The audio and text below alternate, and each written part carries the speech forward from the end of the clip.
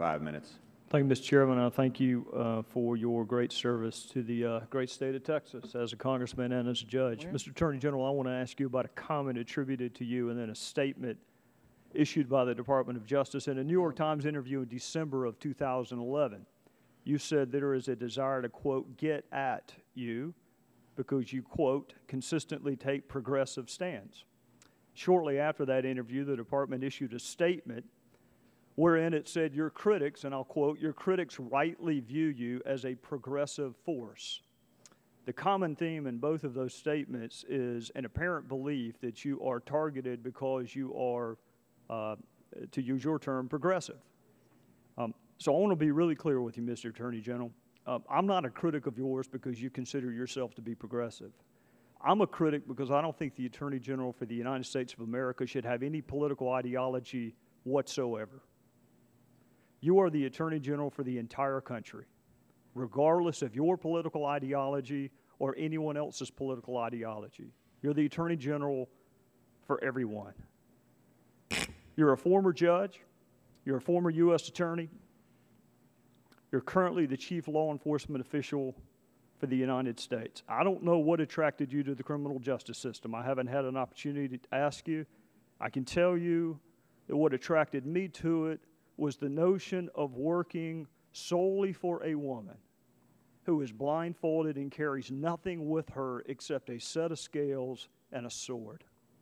No political ideology, no agenda, just a set of scales and a sword.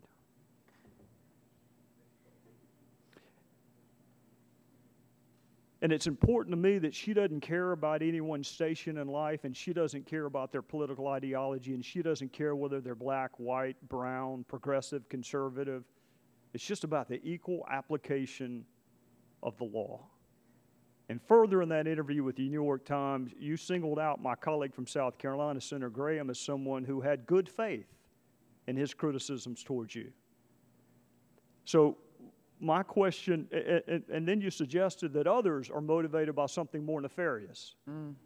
Bad faith, a desire to get at you, a desire to do damage to the president. So my question to you is this: do you think it's possible to be motivated by good faith and still ask who the senior-most level officials within Main Justice were who knew about the tactic of gun walking prior to Brian Terry's death? Is it possible for me to ask that question and be motivated by good faith?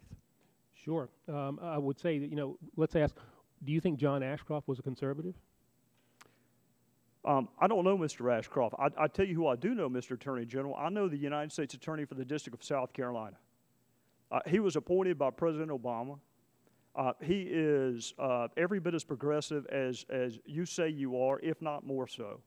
And not only have I not been a critic of his, I have been one of his biggest fans, because you cannot tell what his political ideology is from the way he discharges his job. So I don't know John Ashcroft. I don't know you. I know Bill Nettles. I know the United States Attorney. And you can shake your head when I say that, but the truth is you're the one who said you were being targeted because you're progressive. And my point to you is, I would be asking the exact same questions about Fast and Furious, whether you were John Ashcroft, whether you were Dan Lundgren, whether you were Bob Goodlatte. I don't care about the political ideology of the U.S. Attorney or the Attorney General. Well, all I would say is this: the decisions that I have made in connection with anything that I've done in the Justice Department don't reflect my political ideology. They reflect my view of the facts, the law, and what my responsibility is as Attorney General of the United States. Now, well, then why did your department say that? Why did your department in December say that you were a target because you consistently take progressive stands? Do you think that's why I'm asking you about Fast and Furious, because of your political ideology? I will accept that your question to me is one that is based in good faith.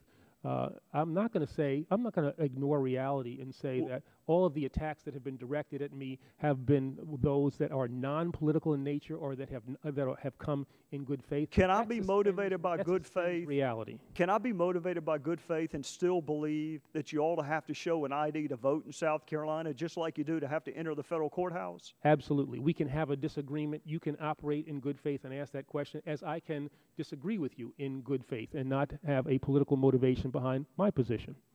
Well, Mr. Attorney General, you have a difficult job. But if you think that you are being singled out because of political ideology or race or any other characteristic or factor when it comes to Fast and Furious, you are sorely mistaken. I would be asking the exact same questions regardless of what party was in power. And with that, I'll yield back, Mr.